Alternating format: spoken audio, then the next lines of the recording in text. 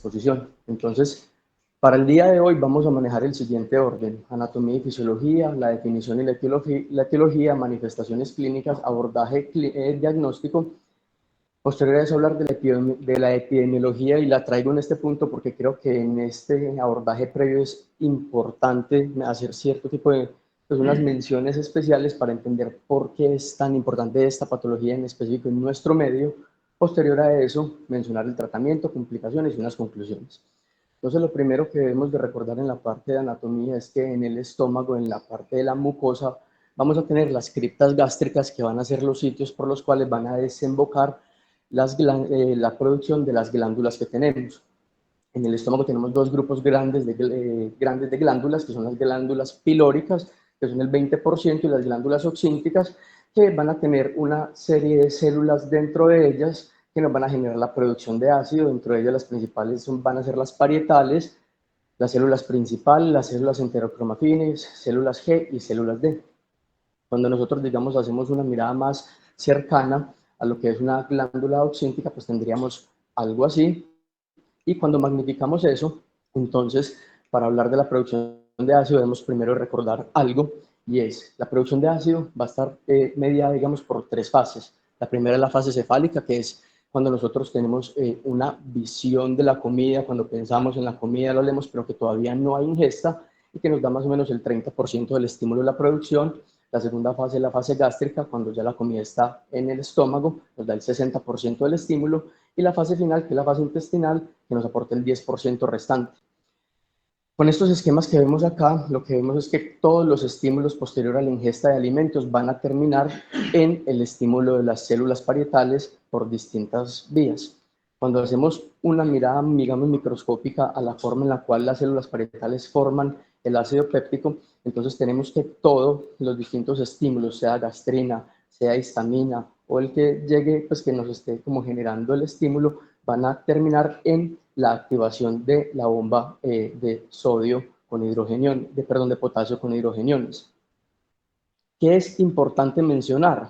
Que dentro de la célula pues vamos a tener agua que se va a disociar, que estos hidrogeniones son los que se van a intercambiar, y que posteriormente este residuo es el que se nos va a unir con el CO2 que se forma por el metabolismo intrínseco de la célula, forma bicarbonato, y ese bicarbonato se intercambia con el cloro, y pues finalmente entonces en el lumen tendríamos los hidrogeniones, el cloro, el ácido clorhídrico. Este es el motivo, esta es la explicación fisiopatológica del por qué los inhibidores de bomba de protones son los medicamentos de elección para tratar la enfermedad acidopéptica, y es porque ellos me bloquean directamente la bomba de protones. Independiente del estímulo que me esté generando la activación de la bomba, ellos lo bloquean. Distinto, por ejemplo, a los inhibidores de los receptores de H2, que solamente me bloquearían uno de los estímulos, entonces no me bloquean la producción completa, sino que simplemente la disminuyen. Así como tenemos unos estímulos que me generan la producción de ácido, pues vamos a tener unos mecanismos de defensa que serían, como primera línea, mocobicarbonato, segunda línea, las células epiteliales y la exclusión del ácido, y la tercera línea, el flujo sanguíneo, que nos ayuda a barrer los hidrogeniones y a la restitución celular. De manera normal en el cuerpo nosotros debemos de tener un equilibrio entre los estímulos que me generan la producción de ácido y los estímulos que me lo inhiben.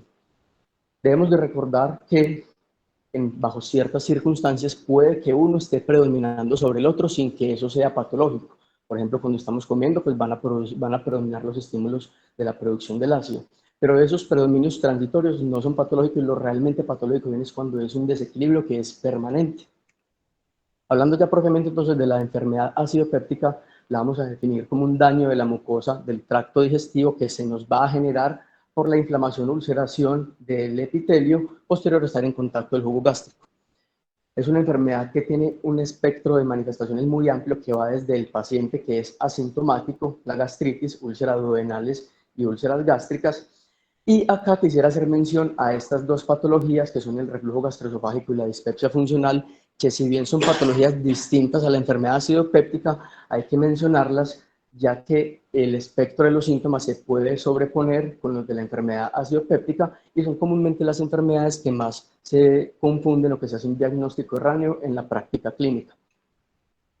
Entonces, ¿cuáles van a ser los mecanismos fisiopatológicos por los cuales se da la enfermedad acidopéptica? El primero es en el cual nosotros tenemos una producción de ácido que es normal, es la misma producción de siempre, pero que los mecanismos de defensa no están funcionando por distintos motivos, como puede ser el shock, la enfermedad cardiovascular, la enfermedad hepática o la enfermedad renal. El segundo mecanismo es cuando efectivamente la injuria sobrepasa los mecanismos de defensa, como sería la hipersecreción de ácido, la infección por el Helicobacter pylori, los procesos infecciosos inflamatorios, el consumo crónico de AINES y la radiación del abdomen superior. Dentro de las etiologías vamos a tener que son numerosas, tenemos las infecciosas, dentro de ellas la principal es el Helicobacter pylori, medicamentos siendo los principales los antiinflamatorios no esteroideos, condiciones que me generan hipersecreción de hormonas como el síndrome de Zollinger-Ellison, causas postquirúrgicas como posterior a un bypass gástrico, sustancias de abuso, alcohol y cocaína, enfermedades infiltrativas, alimentos, factores cognitivos, factores genéticos y finalmente las causas idiopáticas. Haciendo, digamos, especial énfasis en las etiologías más comunes, entonces tenemos primero el Helicobacter pylori, es el principal factor de riesgo y es de las infecciones más comunes en el ser humano. Y el mecanismo por el cual ellos van a ser, esta bacteria, va a ser muy patógena para nosotros, es porque ella va a alterar la forma en la cual se secreta el ácido y los mecanismos de defensa. ¿Cómo hace eso? Primero inhibe el feedback negativo, me inhibe la somatostatina, que me iría a inhibir la producción de ácido, y adicional a eso me genera un estímulo en la producción de la gastrina. Produce amoníaco, que lo que hace es generar disrupción de las membranas celulares en el epitelio gástrico, y ureasa porque produce un medio, digamos, alcalino para su supervivencia. Adicional a eso tiene adhesinas que facilitan su unión al epitelio gástrico, y va a tener unos genes que me van a codificar citotoxinas vacuolizadoras que me generan un daño directo también sobre el epitelio. Adicional a eso, los antiinflamatorios no esteroideos que van a ser patológicos porque me van a inhibir la producción de prostaglandinas y van a generar radicales libres, y en ellos vamos a tener que cada uno que de manera individual va a ser un factor de riesgo para desarrollar enfermedad acidopéptica y sus complicaciones. Y, por ejemplo, se tiene que en los países en los cuales el Helicobacter pylori es prevalente, es decir, los países en vía de desarrollo, asociado a la infección del Helicobacter pylori, van a tener una incidencia casi el doble de cáncer gástrico respecto a los países que tienen una prevalencia baja, y que cuando ellos están de manera concomitante en una persona, se potencian los riesgos de desarrollar la enfermedad acidopéptica y las posibles complicaciones. Vamos a tener también el tabaquismo, que lo que hace es inhibir la secreción de bicarbonato pancreático y altera la oxigenación, alterando la cicatrización de los tejidos. Por eso los pacientes tabaquistas tienen el doble de riesgo de presentar enfermedad acidopéptica y sus complicaciones. Y el alcohol, que me genera un daño en la mucosa, genera producción de gastrina, y los pacientes alcohólicos van a tener 4 veces más riesgo respecto a la población no alcohólica. Vamos a tener distintos alimentos, como lo van a hacer los cítricos, los carbohidratos, comidas picantes, vegetales, alcohol, café, carnes rojas, que lo que van a hacer es simplemente agudizar la sintomatología. Y vamos a tener los factores que son cognitivo-emocionales, que lo que van a hacer es alterarme el eje intestino-cerebro, y dentro de estos vamos a tener los trastornos de la ansiedad y de la depresión. Y se dice que cuando un paciente que presenta cualquiera de estas patologías, de estas condiciones, empieza, digamos, a presentar síntomas gastrointestinales, ya sea por somatización o por algún otro motivo, van a tener riesgo de desarrollar las complicaciones propias de la enfermedad en un plazo de 9 a 15 meses posterior al inicio de los síntomas. Hablando entonces de las manifestaciones de la enfermedad acidopéptica, tenemos que el principal síntoma va a ser el dolor, va a estar presente en el 90% de los pacientes. Se describe como un dolor que es epigástrico, puede estar o no asociado a sensación de angustia, de hambre, de plenitud, y como características puede despertar al paciente, puede ocurrir 2 a 3 horas posterior a la ingesta de alimentos, pero también puede mejorar con la ingesta de alimentos o con la ingesta de antiácidos, y va a empeorar con el consumo del alcohol, cigarrillo y café. Ahora, otras manifestaciones que pueden presentar estos pacientes pueden ser las náuseas, el vómito, la tos, la regurgitación, distensión abdominal, dolor torácico y sangrado activo. Ahora, estas manifestaciones no son propias de la enfermedad, sino que están más en relación con las patologías que pueden estar de manera concomitante con el paciente, como puede ser el reflujo gastroesofágico. Entonces, si nosotros tenemos en cuenta pues esto, vamos a ver que los síntomas son inespecíficos y que la clínica y los hallazgos que vamos a tener del paciente también son muy inespecíficos. Y es por eso que se dice que nosotros no deberíamos de realizar un diagnóstico de una enfermedad acidopéptica solamente basándonos en la clínica que tenga el paciente y tampoco basándonos en si responde o no a la terapia con inhibidor de bomba de protones, sino que nosotros siempre deberíamos de realizar estudios de extensión para confirmar la sospecha diagnóstica y que bajo ninguna circunstancia deberíamos de olvidar que existen patologías por fuera de las que estamos mencionando que me podrían simular los mismos síntomas. Tenemos las banderas rojas, que son simplemente hallazgos que nos hacen pensar en malignidad. Tendremos la edad mayor a 55, igual o mayor a 55 años, antecedente de cáncer, hemorragia del tracto digestivo, una anemia por déficit de hierro que no se explique por ningún otro motivo, ictericia, adenopatía de Virchow, masas palpables, vómito persistente, disfagia progresiva, pérdida no intencional de peso. Si el paciente llegase a tener uno de estos, cualquiera, es indicación de realizar una endoscopia digestiva superior. ¿Para qué hacemos eso? Para intentar descartar complicaciones. La incidencia de las complicaciones es de 2 al 3% al año, y afortunadamente pues este número viene disminuyendo durante la última década, gracias a que cada vez se vienen utilizando más los inhibidores de bomba de protones. Y para el desarrollo de las complicaciones, entonces tenemos que primero se da el desarrollo de los síntomas y un estímulo que me va a generar una irritación sobre los tejidos, y se podría llegar a presentar de manera inicial cambios como el esófago de Barrett o una estenosis péptica. Pero si el estímulo y la injuria persiste y no se diagnostica y no se trata de manera adecuada, se desarrollan las complicaciones, como lo puede ser la hemorragia del tracto digestivo superior, úlceras con o sin perforación y obstrucciones del tracto de salida. Y acá cabe mencionar también estos dos, el cáncer gástrico y el cáncer de esófago, que si bien son patologías que son aisladas a esta, se ha visto que cuando no tratamos la enfermedad péptica o, por ejemplo, la enfermedad de reflujo gastroesofágico de una manera más oportuna, hay mayor riesgo de desarrollarlos y de llegar a ellos de una manera mucho más rápida. Entonces, lo que yo tengo que hacer para enfocar un paciente que me llega a mi consulta con esta sintomatología es, primero, hablando de la dispepsia, preguntarme si el paciente ya ha sido estudiado o no. Si el paciente no ha sido estudiado, no tiene ningún tipo de estudio, vamos a hablar de una dispepsia no investigada, y en ese punto lo que sigue es preguntarnos si el paciente requiere unos estudios de extensión. Lo segundo, pues la segunda posibilidad es que el paciente ya tenga algún tipo de estudios y en ese momento la clasificamos como dispepsia orgánica o dispepsia funcional. Enfocándonos en los pacientes que tienen una dispepsia no investigada, lo que tenemos que hacer es preguntarnos lo siguiente: ¿es el paciente mayor o igual a 35 años y o tiene banderas rojas? Si la pregunta es sí a cualquiera de estas dos, entonces lo que debemos de hacer es una endoscopia con el estudio del Helicobacter pylori y proceder según el resultado. Si encontramos alguna anormalidad, pues ya hablamos de una dispepsia orgánica, o si por el contrario no hay ningún hallazgo normal, pues hablamos de una dispepsia funcional. Ahora, si el paciente no cumple con el criterio de ser mayor de 35 años o tener banderas rojas, lo que nos recomienda la guía es que podríamos hacer un tratamiento con inhibidor de bomba de protones por 4 semanas. Posterior a eso, revalorar al paciente.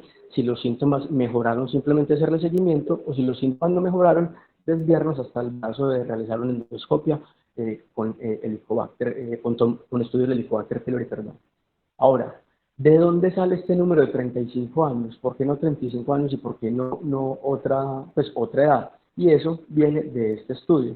Esto fue una revisión sistemática que se realizó en Japón, fue publicada en el año 2014. Hicieron una revisión de toda la epidemiología del continente asiático, y lo que ellos hicieron fue coger todos los pacientes que tenían un cáncer del tracto gastrointestinal y los dividieron en 3 grupos: mayores de 45 años, menores de 45 años, menores de 40 años y menores de 35 años. Y se dieron cuenta que el 17% de los cánceres del tracto gastrointestinal estaban presentes en los pacientes mayores de 35 años, y que el grupo menor de 35 años solamente tenía un 3% de cáncer. En base a eso, lo que ellos hicieron fue adoptar esa edad de 35 años como un punto de corte y como una medida de salud pública para realizar el tamizaje. Ahora, nosotros en Colombia no tenemos estudios similares a este. Entonces, lo que nosotros hacemos es que, como la fisiopatología y la epidemiología de nosotros es similar a la de ellos, la extrapolamos y la adaptamos a nuestro medio. Tenemos entonces la dispepsia de origen orgánico, que es en la cual nosotros, por medio de paraclínicos o de imágenes, confirmamos que hay alguna alteración de origen orgánico, sistémico o metabólico, y esta va a ser el 20 al 30% de las causas de dispepsia. Por el otro lado, la dispepsia funcional es cuando, después de realizar todos los estudios pertinentes, no encontramos ninguna anormalidad. y esta viene entrando, pues fue clasificada como un desorden gastrodenal dentro de los criterios de Roma 4. Dentro de ellos lo principal son dos síndromes, el síndrome de distrés postprandial y el síndrome de dolor epigástrico. Para ellos, lo que debemos de tener en cuenta es, en el caso del síndrome de distrés postprandial, el paciente posterior a la ingesta de comida debe tener una sensación de plenitud que sea incapacitante. Incapacitante para ellos es que el paciente tenga necesidad de parar sus actividades cotidianas hasta que los síntomas cedan y que deben de ser síntomas que se presenten mínimo 3 veces a la semana. El síndrome de dolor epigástrico lo describen como un dolor o como una sensación de pirosis a nivel epigástrico que se puede presentar en cualquier momento del día y que dentro de los criterios está que se debe dar mínimo una vez por semana. Si un paciente cumple con cualquiera de estos dos criterios en ausencia de alteraciones y además estos síntomas están presentes por mínimo 6 meses, incluyendo los últimos 3 meses, hacemos el diagnóstico de cualquiera de estos dos síndromes. Ahora, hablando de la epidemiología, vamos a tener que la enfermedad acidopéptica tiene una prevalencia en Estados Unidos del 8.4% y que su incidencia y prevalencia va a estar directamente relacionada con la infección con el Helicobacter pylori. ¿Qué tenemos de especial en esto? La incidencia del Helicobacter pylori es más o menos un 1 al año, y si nosotros vemos este número, pues de manera aislada uno podría pensar que es una incidencia que es baja, pero desglosando esa cifra, vamos a encontrar que los pacientes que tienen infección por el Helicobacter pylori tienen de 6 a 10 veces mayor riesgo de presentar enfermedad acidopéptica y sus respectivas complicaciones versus los pacientes que no tienen una enfermedad, que no están, con diagnóstico de Helicobacter pylori. El Helicobacter pylori va a estar presente en el 50% de la población mundial y esto es a lo que es uno de los motivos por el cual quería hacer la epidemiología después, teniendo en cuenta las complicaciones que se pueden llegar, y es que en Colombia el 80% de la población está colonizada por el Helicobacter pylori, siendo más prevalente en hombres que en mujeres, con un promedio de edad de 46.5 años. Ahora, cuando empezamos a hablar de las posibles patologías a las que se podría llegar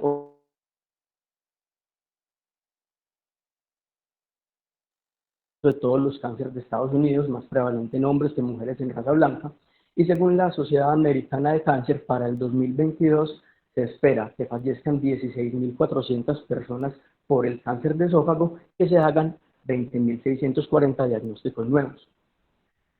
Ahondando un poco más en la importancia de realizar un diagnóstico oportuno, traigo este estudio, que fue un metaanálisis que se publicó en el año 2002, y lo que se hizo fue, los autores lo que querían era saber ¿qué porcentaje de pacientes que llegan a mi consulta por primera vez con un diagnóstico de un adenocarcinoma de esófago que requiere manejo quirúrgico, qué porcentaje de esos pacientes tenían de manera previa esófago de Barrett o se conocía que tenía alguna enfermedad subyacente?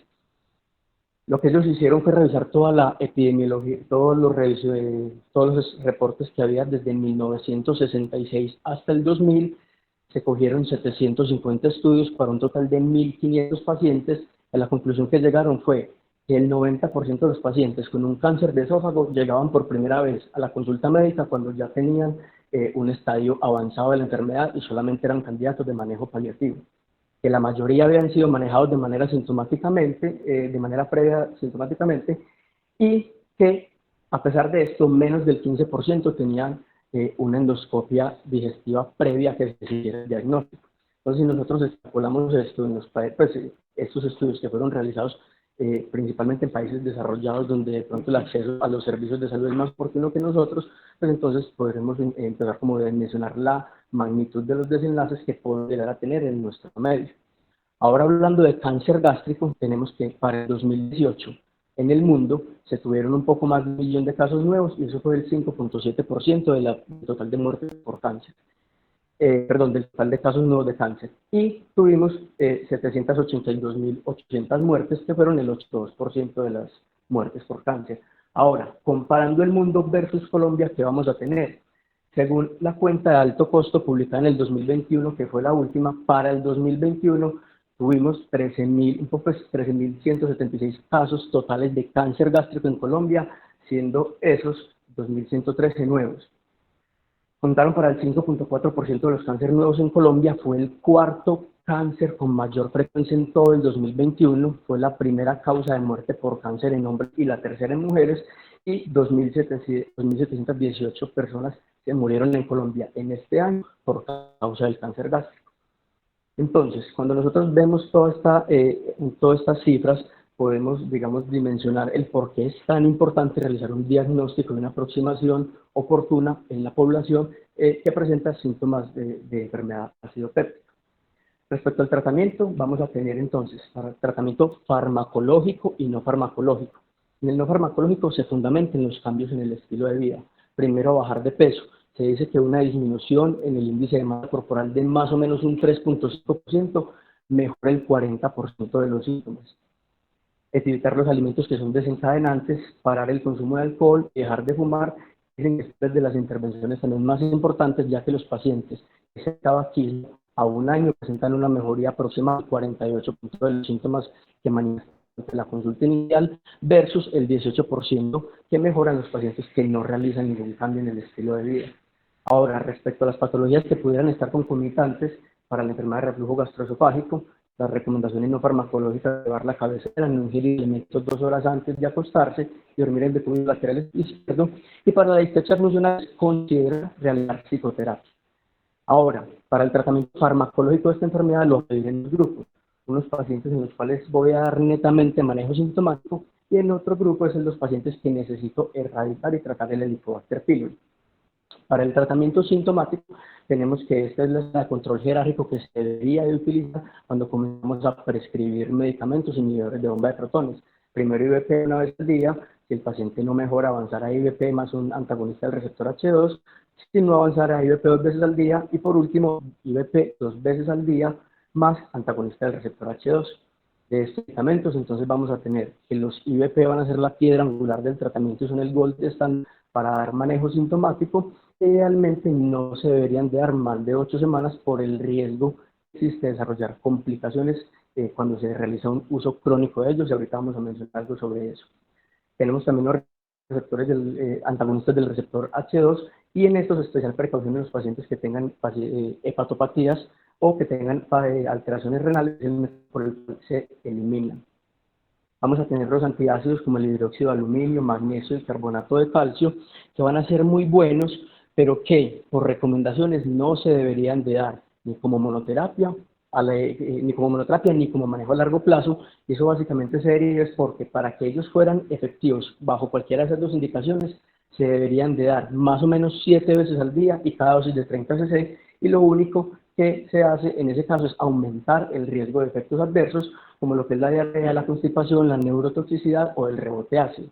El sucralfato, que su mayor recomendación en este momento es en pacientes embarazadas, y las sales de bismuto, como el subcitrato y el subsalicilato, que van a ser eficaces no solo para el manejo sintomático, sino que también me van a ayudar a la erradicación del Helicobacter pylori, porque lo que hacen es que tienen un efecto bactericida y por eso es que son medicamentos que han venido ganando recomendaciones en su uso cuando vamos a erradicar el Helicobacter pylori, y ya vamos a tratar eso.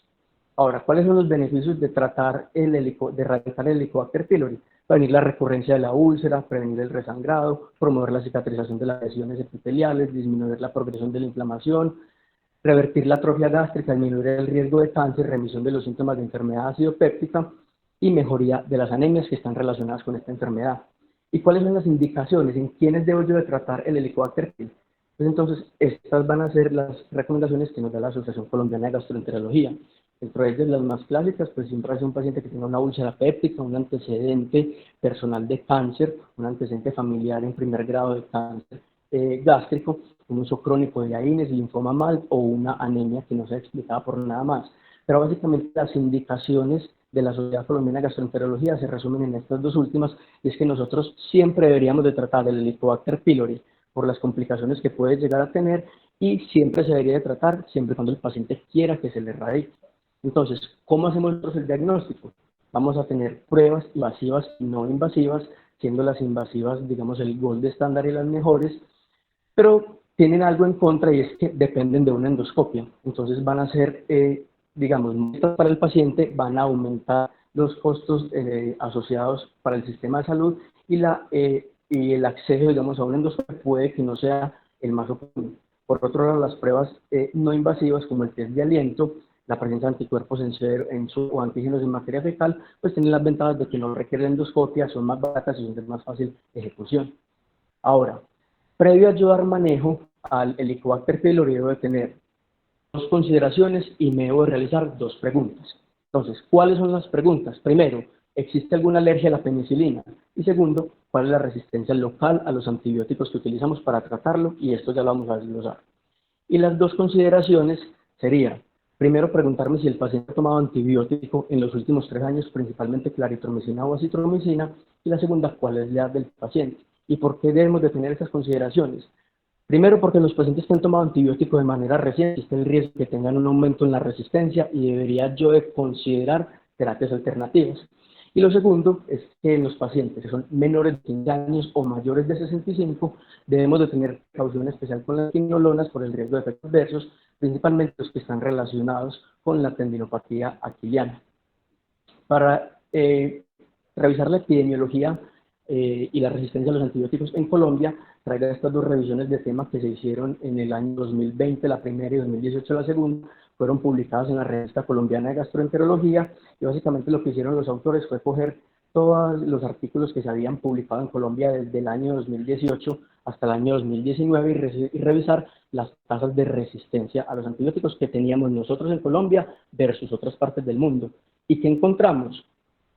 Que la amoxicilina tenemos una tasa de resistencia muy baja, inclusive menor que la de Latinoamérica, que la claritromicina tenemos una resistencia de casi el doble respecto a Latinoamérica, del metronidazol en Colombia es el país que más tiene resistencia en toda Latinoamérica con el 83%, las quinolonas tenemos una resistencia mucho más alta que el resto de Latinoamérica.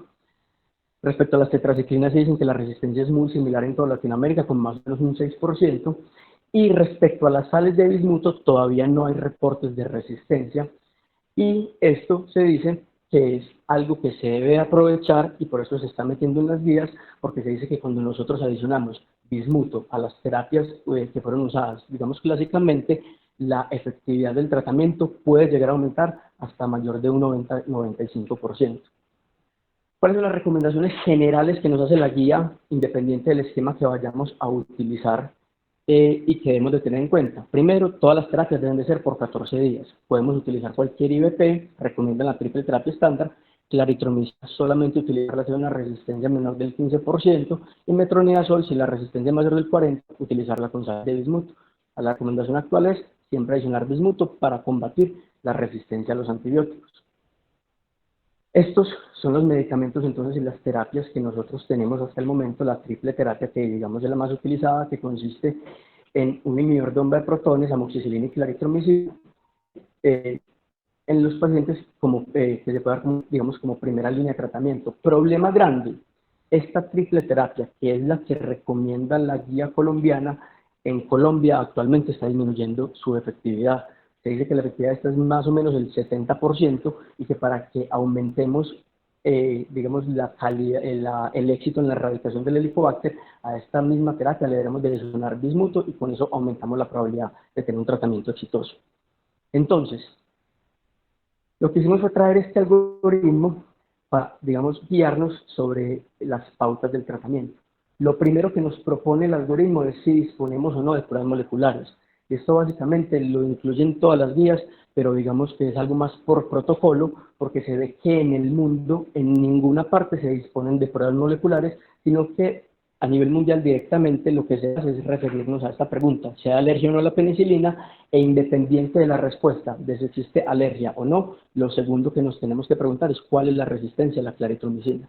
En el caso de un paciente que sea alérgico y que tenga una resistencia mayor al 15%, se propone utilizar la terapia con bismuto, IVP, tetraciclina y metronidazol, y en caso tal que la resistencia sea más baja, entonces dar IVP, metronidazol y claritromicina.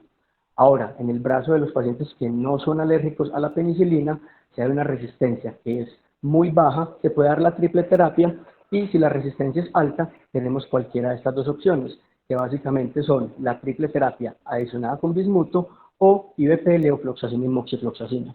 Hasta acá tenemos el tratamiento de primera línea, ¿cierto? Ahora, ¿qué pasa si el paciente falla esta terapia? Pues entonces deberíamos de llegar a estas segundas opciones, que sería, para el caso del paciente que tiene alergia a la penicilina, dar IVP, claritromicina y levofloxacina con o sin bismuto, y para el resto de los pacientes se podría dar IVP, bismuto, doxiciclina y metronidazol, o IVP, bismuto, amoxicilina y levofloxacina. Y por último, si el paciente falla a la segunda línea, lo que se debe hacer es intentar realizar un cultivo de susceptibilidad, remitir al especialista e intentar manejo con IVP, amoxicilina y rifabutina. Ahora, ¿qué consideraciones debemos de tener en el paciente posterior a que yo le hice la terapia de erradicación con el Helicobacter pylori para saber si la terapia fue exitosa o no? El seguimiento se debería hacer idealmente con el test de aliento y digamos, si no hay disponibilidad del mismo, pues entonces llegar a utilizar los antígenos fecales. Pero ¿cuál es la recomendación? Suspender los medicamentos, IVP y sales de bismuto 15 días antes de realizar la prueba y el antibiótico un mes antes de realizar la prueba. Y es con el fin de disminuir los falsos negativos. Y esta es tal vez la única indicación que tengan los antagonistas del receptor H2 de ser dados como monoterapia para el tratamiento de la enfermedad acidopéptica. Es en el paciente que yo quiero ver si erradiqué o no el Helicobacter pylori, suspendo estos medicamentos, le doy manejo con antagonistas del receptor H2 y una vez se tome la prueba, el paciente puede reiniciar el tratamiento con IVP. Algo que que ha venido surgiendo en los últimos años es qué tan seguro es dar IVP a largo plazo. Y para eso traigo este estudio. Esto fue una revisión que se publicó en el año 2017 y lo que se hizo fue revisar, o los criterios para entrar dentro de este estudio fueron revisar 3 grupos de pacientes. Primero, cuáles tenían consumo crónico de antihistamínico esteroideo. Segundo, cuáles tenían esófago de Barrett. Y tercero, cuáles tenían enfermedad por reflujo gastroesofágico. Revisaron toda la literatura que existía hasta mitad del 2016, se fijaron en la tasa de eventos adversos, en los desenlaces y finalmente a qué conclusiones llegaron. Primero, que un paciente que tiene un uso crónico de IVP tiene riesgo de infecciones del tracto gastrointestinal, neumonía, osteoporosis con o sin fracturas, agudización o desarrollo de la enfermedad crónica, infarto agudo de miocardio, demencia y déficit de calcio, magnesio y vitaminas. Pero que a pesar que los riesgos son varios, implican varios sistemas, los beneficios de utilizar los IVP sobrepasan los riesgos, indicaciones que los debemos de continuar así estos riesgos estén presentes en el paciente. Entonces, ¿qué recomendaciones debemos de tener? Pues entonces, debemos de estar revalorando a los pacientes de manera periódica, usar la menor dosis terapéutica posible, dar suplementos específicos en el caso de deficiencia de calcio, magnesio y vitamina, y no prescribir IVP en caso que no estén indicados. Ahora, hablando o para mencionar las complicaciones que se tienen de la enfermedad acidopéptica, tendremos el sangrado y básicamente lo que hacemos es reanimación al paciente, IVP intravenoso y control del sangrado, ya sea por endoscopia, arteriografía o por cirugía, la perforación en la cual debemos de realizar imágenes a criterio médico según disponibilidad y definir el manejo que le vamos a dar al paciente, la obstrucción del tracto de salida que sería manejada con IVP, dilataciones y cirugía. ¿Cuál es el objetivo de las cirugías en este caso? Es disminuir la secreción del ácido, evitar la aparición de úlceras, curar las que ya están existentes y prevenir las complicaciones, pero estos son casos muy excepcionales cuando el paciente ya ha tenido una terapia refractaria a un manejo adecuado con inhibidores de bomba de protones. Y las opciones de tratamiento que tenemos entonces sería una vagotomía selectiva con piloroplastia, antrectomía, una gastrectomía subtotal o la combinación de alguna de ellas. Como conclusiones, entonces, les traigo que la sintomatología de la enfermedad acidopéptica es variable, es inespecífica y que no debemos de olvidar que se puede sobreponer con otras patologías y tampoco debemos de olvidar que existen patologías por fuera de la enfermedad de reflujo gastroesofágico, la dispepsia, la enfermedad acidopéptica, que me podrían dar esta misma sintomatología y que las debo descartar. Hay múltiples etiologías. Colombia es un país que tiene una mayor incidencia y prevalencia respecto al resto de Latinoamérica. El Helicobacter pylori definitivamente es un problema de salud pública, inclusive está catalogado como uno de los carcinógenos directos para el cáncer gástrico y por eso es la importancia de tratarlo. Debemos de tener en cuenta las tasas de resistencia en caso de estar disponibles y que el beneficio de utilizar los IVP superan sus riesgos. Muchísimas gracias. No sé si tengan alguna